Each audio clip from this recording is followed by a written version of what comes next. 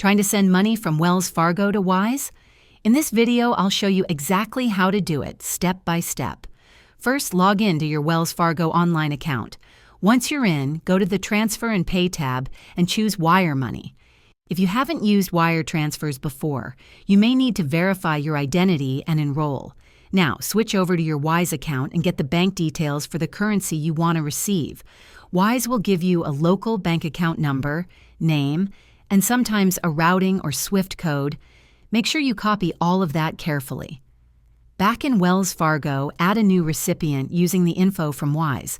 Enter the amount you want to send, choose the currency, and review all the details before confirming.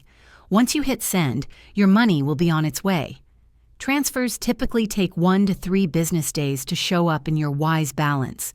If this video helped you out, hit that like button and subscribe to the channel for more easy financial how-tos. Thanks for watching, and I'll see you in the next one.